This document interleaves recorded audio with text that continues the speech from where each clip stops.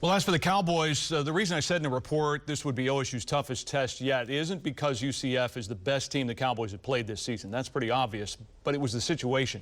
UCF gaining confidence as quarterback John Rice Plumlee has helped stabilize what has been an explosive offense.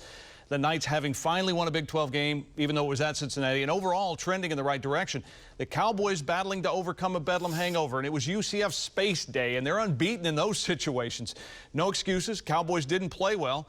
And it started early. Everyone thought OSU would run all over UCF's defense, but Ollie Gordon's fumble on the first Cowboy drive was an ominous sign. And then when the Cowboys had to throw, by his own admission, Alan Bowman said, you can't throw high over the middle, and I threw high over the middle. All three interceptions were off receivers' hands, deflections for easy picks. Now, defensively, the Cowboys gave up too many explosive plays, 7 of 30 yards or more, and the tone was set with a 37-yard completion on the first snap. The backbreaker came after the Cowboys had scored and forced a turnover before giving it back, and R.J. Harvey finding a seam and getting into the secondary and going 92 yards on a career night for him, and that was a touchdown. One of the bright spots came in the return game. Brennan Presley, Jaden Nixon, each with their best returns of the season, could bode well for the future, the rest of the season anyway. The biggest surprise, Ollie Gordon, only 25 yards on 12 carries, none for more than 5. UCF adjusting up front with either 4, sometimes 5 down, but nothing really special other than bringing extra people into the box.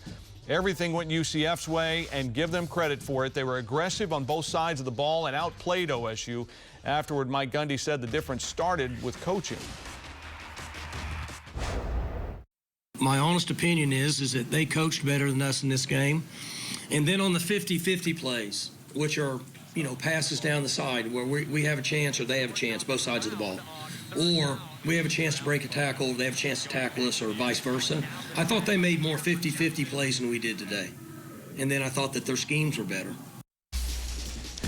Report card time. Offense, we start with this at D. You can't turn it over 4 times and expect to win. Defense, a D. Some poor tackling on the first drive, but just too many big plays allowed.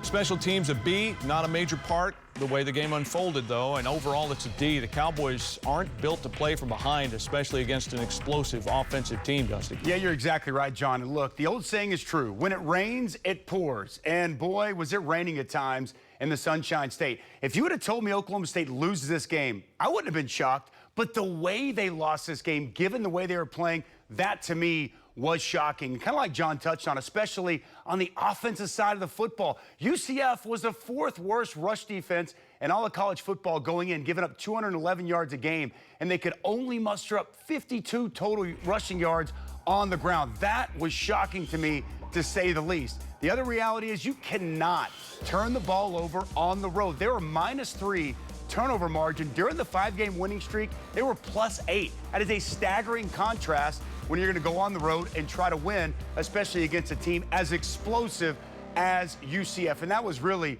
the entire story.